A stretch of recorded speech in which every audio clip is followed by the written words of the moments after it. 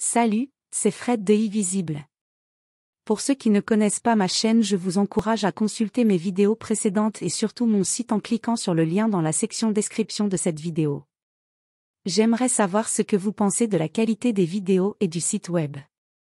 N'hésitez donc pas à laisser quelques mots dans la section des commentaires de cette vidéo. Aujourd'hui, je vais vous parler de l'ancienne ministre chargée de l'immigration, Priti Patel. Interrogée par ses pairs au sujet de la traversée de la Manche par les demandeurs d'asile, Priti Patel a dû faire face à plusieurs questions plutôt intéressantes. Je vais donc me concentrer sur ce qu'il me semble être important de retenir de l'échange entre l'ex-ministre de l'Intérieur et ses collègues. À la 15e minute de la conversation, la question de savoir comment les forces de police peuvent améliorer le processus de recrutement et particulièrement l'urgence de faire des vérifications plus poussées sur le passé des recrues potentielles a été abordée. Ceci a été suivi d'une question sur la stratégie liée à l'application de la loi visant à réprimander les agresseurs à la 20e minute de la conversation. Priti Patel n'avait pas vraiment donné de réponse et a commencé une sorte d'essai interminable sur l'excellence des forces de police. Ses collègues lui ont rappelé que ce n'était pas le sujet de la journée, mais elle a continué et était même très impolie. Elle a imposé à la salle le fait qu'elle devait illustrer dans quel contexte le débat devait se faire. Cela justifiait donc, d'après Priti Patel, de passer beaucoup de temps à féliciter les agents de police sans aucun motif tangible pour ce faire. Cela semblait très superficiel et complètement hors sujet. Les objectifs de la conversation n'ont donc pas été atteints. En fait, lorsque le membre du Parlement qui présidait le débat a été en mesure de reprendre la parole et de faire en sorte que le plan thématique du jour soit suivi, il a été mentionné qu'il n'y avait pas de recrutement en face-à-face pour les policiers. J'aurais aussi demandé pourquoi le nombre de policiers britanniques blancs est si élevé par rapport à d'autres groupes ethniques. Et pourquoi rien n'a été fait pour changer la culture raciste et abusive actuellement perpétuée par un ministère de la fonction publique aussi crucial. Puis, à la 16e minute, il a été demandé de détailler les options qui sont utilisables pour s'attaquer aux infractions sexuelles de niveau faible.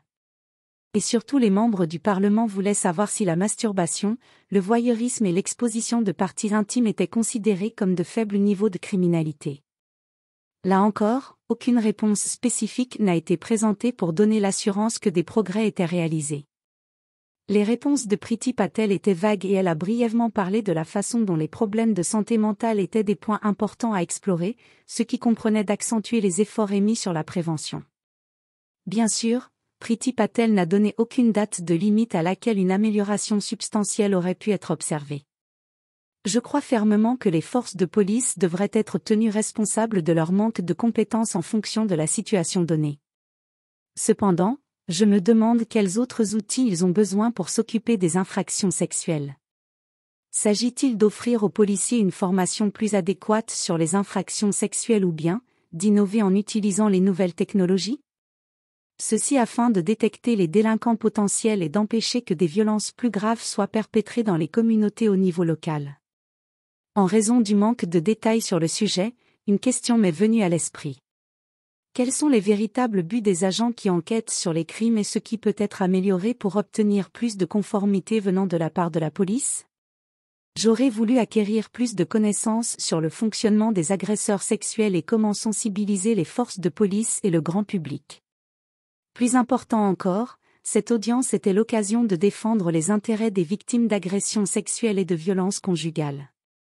Je m'attendais également à ce que Madame Priti Patel utilise moins de jargon et écoute les préoccupations des autres. L'accent qu'elle a mis sur la fréquence à laquelle elle est en contact avec les forces de police n'était pas un aspect important à souligner, car cela n'aide pas à réduire le taux de crime dans la société. Néanmoins, cette information laisse à penser qu'un plan adéquat pour lutter contre les violences conjugales et la récidive était envisagé, cela pour empêcher les délinquants d'agresser les autres. Mais il n'y avait rien de substantiel. Priti Patel n'a établi aucun plan d'action à ce jour. Ses collègues lui ont rappelé qu'elle devait soumettre un plan d'action clair en 2021 et que celui-ci n'était toujours pas terminé. La deuxième partie de la conversation a porté sur la traversée de la Manche par les demandeurs d'asile. Diane Abbott a tenté de déterminer comment Madame Patel justifiait l'implication potentielle de la marine pour dissuader les demandeurs d'asile de traverser la Manche. Madame Patel a utilisé beaucoup de jargon et n'a pas voulu répondre à la question. Patel a exprimé le fait que les travaux qui incluent la marine n'avaient pas encore été achevés. Tout en restant délibérément et rigidement sur ce terrain, elle a refusé de donner plus de détails sur l'approche opérationnelle de la planification, de la coordination et de la mise en place de solutions pour résoudre ce problème. Madame Abbott a également cité James Hippey, le ministre de la Défense, qui a envoyé le message clair qu'aucune intervention plausible de la marine sur la question n'était à prévoir. Pour conclure, le Parti conservateur a une fois de plus fait preuve d'un manque de transparence et de professionnalisme. Ceci est très condescendant et démoralisant. La seule vraie certitude ici, c'est l'incapacité de Patel à être efficace sur son poste. Ceci en conjonction avec son incapacité à comprendre que le public et ses collègues ne sont pas dupés par ses mensonges. Je suis heureuse qu'elle ait démissionné et j'espère qu'elle n'aura plus jamais l'occasion d'agir en tant que membre parlementaire. Nous devrions cependant détailler ses antécédents, car ce n'est pas la première fois que Patel a montré son manque de professionnalisme politiquement parlant. Patel a dû démissionner en novembre 2017 à la suite d'une réunion officieuse avec des Israéliens en tant que secrétaire britannique au développement international. Et la même année, elle a cessé de payer 25 000 livres à son mari pour avoir agi comme agent de conseil auprès de son cabinet, pendant son mandat. Après tout cela, pourquoi cette femme a-t-elle obtenu un poste de haut niveau sous le mandat du Premier ministre Boris Johnson? En fait, elle n'est qu'une opportuniste, indigne de confiance qui a prouvé, une fois encore, à quel point elle est inefficace lorsqu'elle a démissionné pour la deuxième fois en septembre 2022 en tant que ministre de l'Intérieur. Elle est agressive et très irrespectueuse, même au Parlement. Nous avons été témoins de son manque de calme et de compassion lorsqu'elle a crié « Ferme-la » à ses collègues au Parlement. De plus, il a été constaté qu'elle avait enfreint le code de conduite ministérielle lorsqu'une enquête pour intimidation a été ouverte contre elle l'année dernière en 2021. Je ne peux imaginer à quel point il doit être difficile de vivre à ses côtés, surtout pour son fils. Je suis tellement contente qu'elle ne soit plus ministre de l'Intérieur et j'espère ne plus jamais la revoir au Parlement.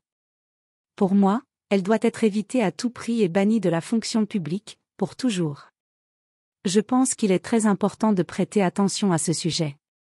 Cela est dû à l'impact indéniable que le rôle du ministre de l'Intérieur a sur la vie quotidienne de tous les citoyens britanniques. Nous méritons mieux que Patel. Enfin, et ce n'est que mon avis, je trouve son code vestimentaire très mal accommodé. Ses robes manquent de grâce.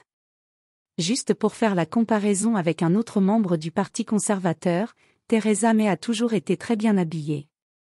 Les bijoux et le code vestimentaire de Madame May envoient un signal de compétence, de soin, de féminité et de professionnalisme. Priti Patel n'est pas du tout à ce niveau de soin. Et en tant que femme issue d'une minorité ethnique, je dois admettre qu'elle avait l'air échevelée, pas attrayante et médiocre. C'est tout pour aujourd'hui, merci de m'avoir écouté et à bientôt dans la prochaine vidéo.